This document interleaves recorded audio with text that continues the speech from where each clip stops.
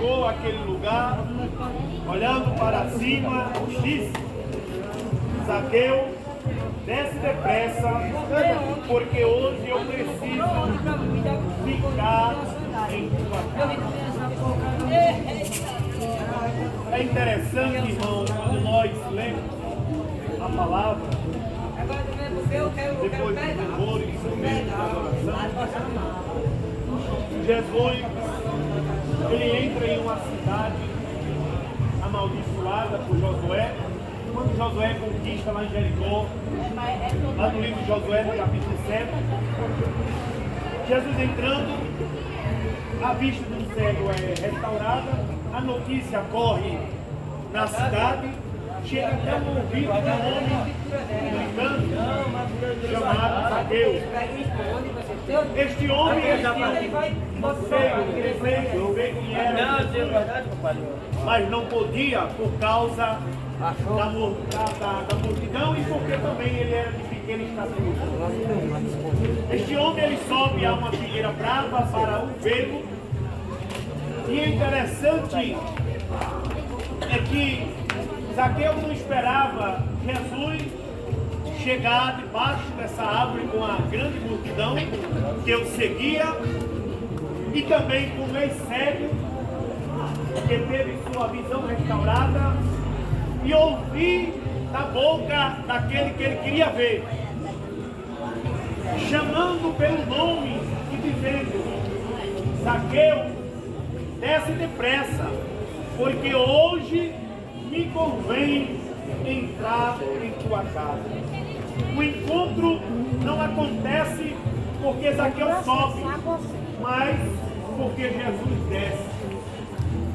Paulo, falando à igreja de Filipenses, ele vai dizer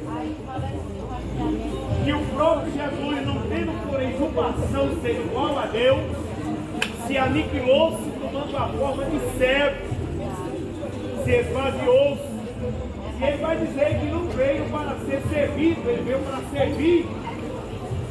Então, tudo que acontece na vida de Zaqueu, primeiramente, não é porque ele subiu, mas sim porque o Filho do Homem desceu à terra.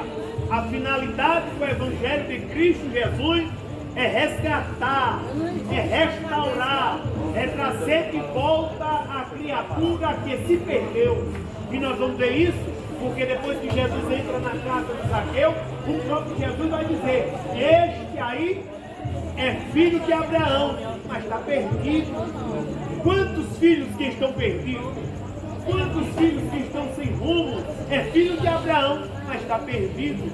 E aí é interessante, porque quando Zaqueu correu na frente da multidão e subiu a uma figueira para ver Jesus, mas Jesus mandou ele descer depressa, porque não foi a subida de Zaqueu que proporcionou aquele encontro, mas sim a descida de Jesus do céu para salvar o que se havia perdido.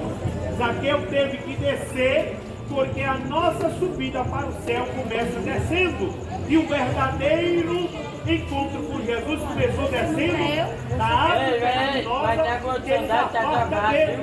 O processo da salvação começou com Cristo descendo em sua glória para tirar daqueles que descem aos pés do Mestre. Ou melhor, para salvar aqueles que descem aos pés do Mestre. É interessante que Jesus ele dá o exemplo de descer, como ele também chega à figueira onde está o homem e convida ele para descer.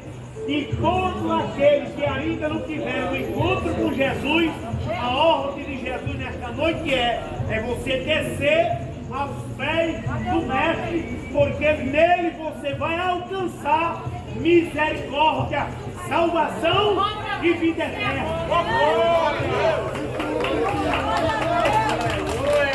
Finalizando aqui, é interessante quando nós paramos para ouvir a palavra. Neste capítulo 5 tem algo bem interessante. Jesus disse a Zaqueu: desce depressa, porque hoje me convém pousar em tua casa.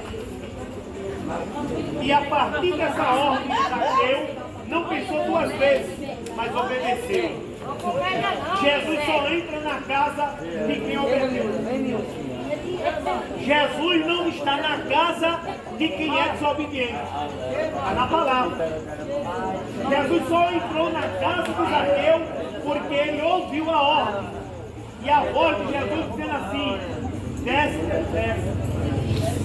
Para ver Jesus, ele teve que subir. Mas para Jesus entrar na casa, ele teve que descer. Há muitos que só estão conformados só apenas de ver Jesus. Veja a história de Jó. Jó, depois de todo o sofrimento que passou, ele vai encerrar o capítulo 42 dizendo: agora os meus olhos te vê, porque eu só ouvia te ouvir falar. Há muitos que estão conformados somente no ouvir. Depois da aprovação, os olhos de Jó foi aberto. Aí Jó disse: agora os meus olhos te vê. Da mesma forma, muitos que estão somente na água, somente vendo Jesus, mas aquele que ouve a sua voz, a ordem dele dizendo: desce depressa, ele entra na casa. E aí onde é que está? Uma das coisas que nós chamamos das bênçãos. Quem é que não gosta de bênçãos? Quem é que não gosta de ser abençoado? Todos aqui que estão aqui foram abençoados pelo sopro da madrugada, com a sopa, com a agasalho, com a palavra, com louvor. São as bênçãos, mas essas bênçãos só seguirão aqueles que obedecem. Zaqueu obedeceu a voz de Jesus e Jesus entrou na sua casa. Mas entrou com a sua finalidade, para salvar. Porque Jesus finaliza dizendo assim, ó: hoje veio salvação a esta casa, pois este também é filho de Abraão, porque o Filho do Homem veio buscar e salvar o que se havia. Há muitos perdidos que precisam ser encontrados por Jesus. E é a igreja em movimento, é a igreja fora de quatro paredes, com esse projeto, porque aqui é a igreja, nós representamos a igreja. Independente de classe, mas nós somos igreja, somos o corpo de Cristo em movimento, à busca daqueles que estão perdidos. Sempre será assim. Deus à procura do homem, não é a criatura que quer Deus, não, porque se quisesse não estava aqui. Essa é a prova. Quem quer Deus, quem quer o seu Filho Jesus como Salvador, tem a vida transformada, tem a vida mudada. Agora tem algo bem interessante aqui. Eu finalizo aqui agora. Com algo que eu escrevi hoje, quando eu ouvia.